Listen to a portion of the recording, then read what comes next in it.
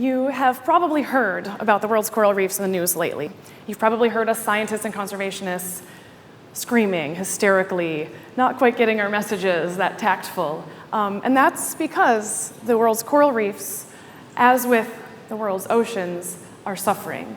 We have many more ocean ecosystems right now that look less like this and more like this. So when we as conservationists and scientists are screaming and asking and begging for conservation action, we are motivated by this dramatic change that we've seen underwater. But somehow, our notion of conservation action rests in this absurd scale of individuals making choices every day that will somehow save the planet. Like, hang up your towel in your hotel bathroom because you'll save some gallons of water in the laundry. Or reuse a plastic shopping bag because you'll save some plastic and some petroleum. Or my least favorite, buy a new bag that brags about how you like to reuse bags when you go shopping. Do we really think that these actions are going to take ocean ecosystems that look like this and bring them back to this? Now, those actions are symbolic and they matter when integrated over societies, but hanging up your hotel towel in the bathroom is not going to move this system back to this. Now, I'm a coral reef biologist. I've been scuba diving for 20 years. I've been living in the Caribbean and I've been working there for 15 years. I've been living there for 4. The reason I became a coral reef biologist is because I love corals. I think they're hilarious. I think they're fascinating. I want to know what makes them work, what makes them grow. They're beautiful. But when people ask me in taxis or airplanes, why should we care about coral reefs anyway? I say because they're worth a lot of money. The world's coral reefs are worth an estimated $1 trillion a year. And if you zoom out to the global oceans, the number is something like $30 trillion a year.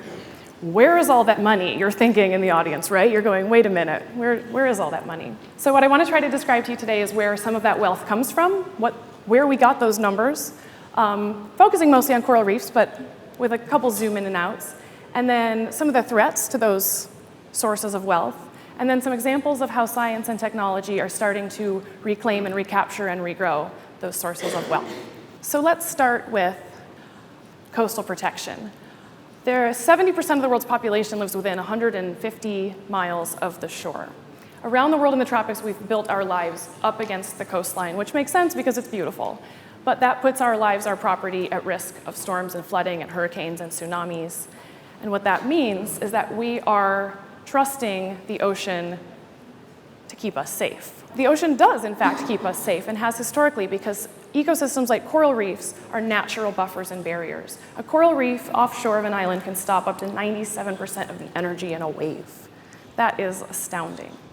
Something similar is true for things like mangroves and marshes and seagrass beds. So when you decide to knock down a mangrove to build a hotel, that's a short-term gain and a long-term risk.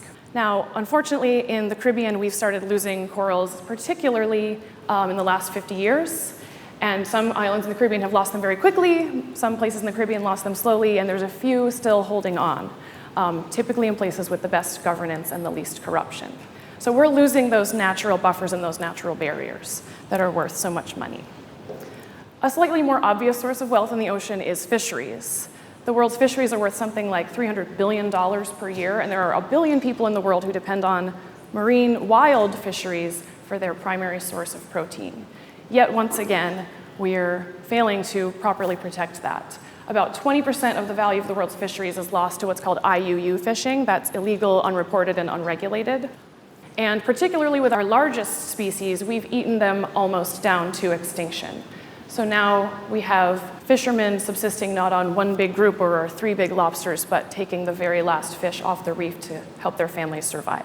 Now, this isn't just important for food security and for human dignity, it's also important for national security, because if you have a boat and fuel and no fish to catch and no way to make money or feed your family, it's pretty convenient to go find other boats that do have money. So the collapse of global fisheries is now a cause of the emergence of piracy in places like the Gulf of Aden and the Caribbean. If you didn't care about the oceans before, I hope it's starting to kick in. One more source of value in the world's oceans, particularly in coral reefs, is tourism. Scuba tourism alone can be worth $1 to $10 million per year, even for a small island or a small country. Now that tourism depends on clean, clear water that's safe to swim in. Yet as we add fertilizer and sewage and sediment to the ocean, what we get is not an ocean free of pathogens, but an ocean full of pathogens. This is a microbiological plate of the bacteria that cause cholera.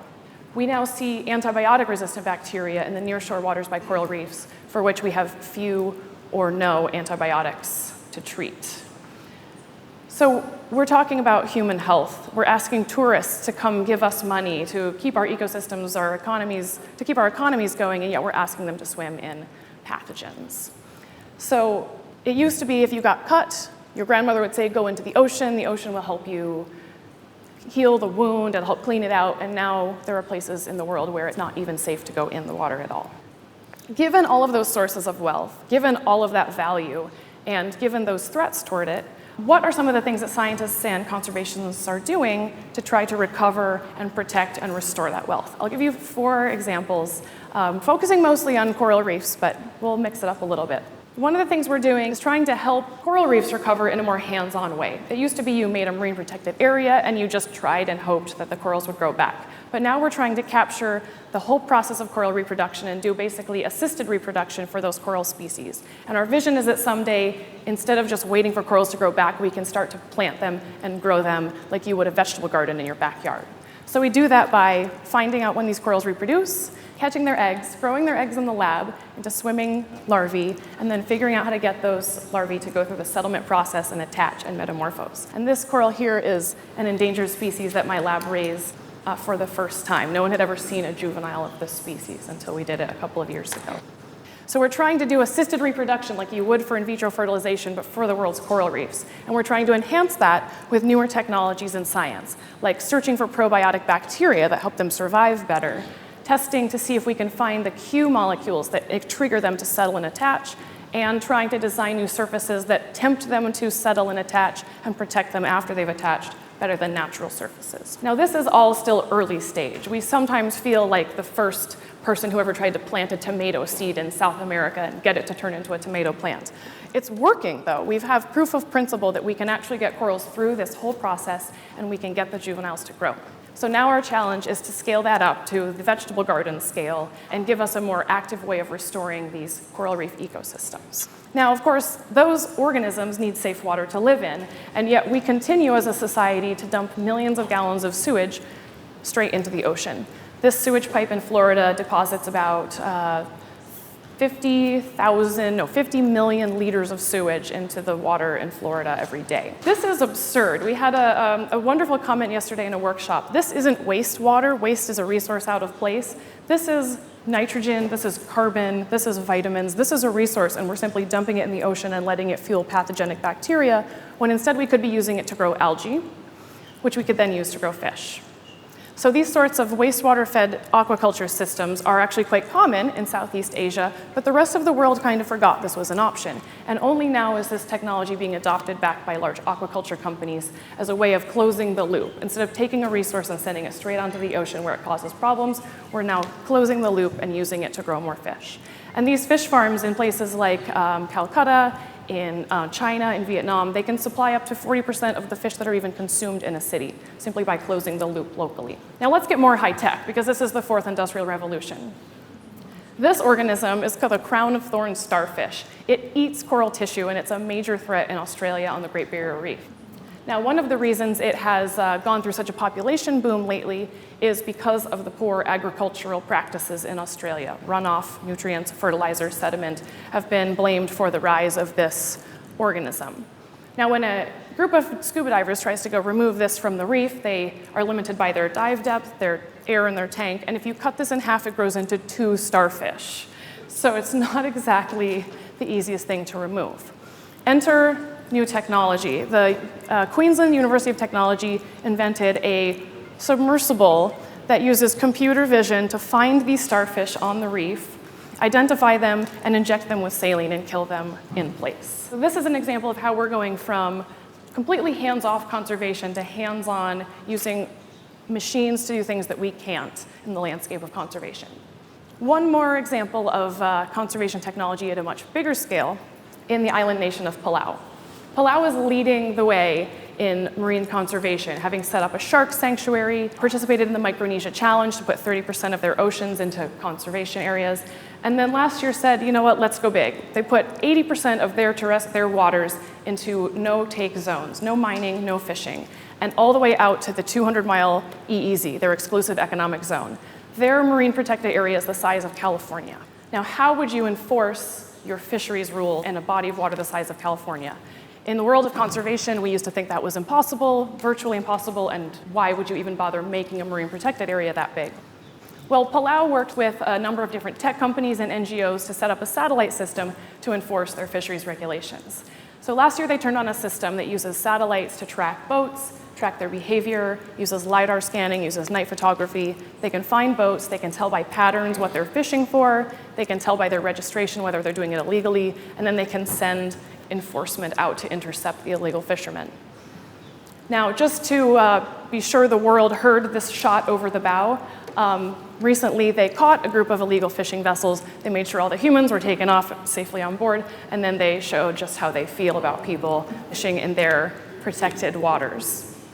This is a new world of conservation. We are able to maintain the property rights of countries, of cities, of governments using technology, and that's going to make a huge difference in our ability to manage stocks of fish and other ocean resources that move between domains. So I hope that I've convinced you that the ocean is important to us, not because it's pretty, not just because it's pretty, but because it's worth a bunch of money.